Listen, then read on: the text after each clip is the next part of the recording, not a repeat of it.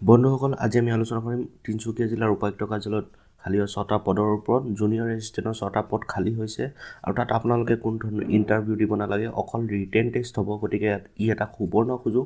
কিন্তু আটাইতকৈ আমাৰ কাৰণে প্ৰয়োজনীয় কথাটো হ'ল যে আমাৰ হাতত সময় কম আছে। কাইলৈৰ ভিতৰত আপোনালোকে ইয়াৰ আবেদন কৰিব লাগিব। ক'ত কেনেকৈ কি ধৰণে আবেদন কৰিব আজি আমি এই ভিডিঅ'টোৰ জৰিয়তে আলোচনা কৰিম।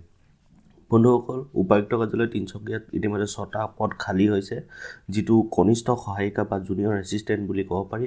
আৰু দৰমহা আপোনালোকে পাব 14,000-ৰ পৰা 50,000-লৈকে। লগতে গ্ৰেড পে পাব আপুনি 6,200 টকা। তাৰপিছত আপোনালোকৰ শিক্ষাগত অৰ্হতাৰ প্ৰয়োজন হ'ব। যিকোনো গ্ৰেজুৱেটে এপ্লাই কৰিব পাৰে আৰু লগতে 6 মহীয়া কম্পিউটাৰ ডিপ্ল'মাৰ প্ৰয়োজন হ'ব। আৰু সেই কম্পিউটাৰ ডিপ্ল'মাৰ জৰিয়তে আপোনালোকৰ কম্পিউটাৰৰ যি ব্যৱহাৰিক জ্ঞান, সেই জ্ঞান থকাটো নিতান্তই প্ৰয়োজনীয়। বাছনিৰ নিয়মাৱলী হ'ব আপুনি 150 নম্বৰৰ পৰীক্ষাত উত্তীৰ্ণ হ'ব লাগিব, য'ত আপোনাৰ ইংৰাজী, সাধাৰণ জ্ঞান আৰু অংক থাকিব, অৰ্থাৎ ইংৰাজী, জিকে আৰু এপ্টিটিউড থাকিব। তাৰপিছত আপোনালোকে কম্পিউটাৰৰ 50 মাৰ্কছ আৰু আপুনি ভাষাৰ ওপৰত ধৰক অসমীয়া, বড়ো বা বঙালী, ইংৰাজী ভাষাৰ এটা 50 নম্বৰ পৰীক্ষা দিব লাগিব, অৰ্থাৎ মুঠ 200 নম্বৰ আপোনালোকে পৰীক্ষা দিব লাগিব।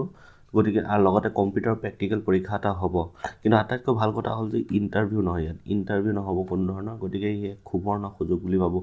আপোনালোকে কিদৰে আবেদন কৰিব? আপোনালোকে আবেদন কৰিবলৈ এইকেইটা ডকুমেণ্টছৰ প্ৰয়োজন হ'ব। HSLC, admit card, pass certificate আৰু মাৰ্কশ্বিট লাগিব। তাৰপিছত আপোনাৰ ডিগ্ৰী পাছ চাৰ্টিফিকেট আৰু মাৰ্কশ্বিট লাগিব।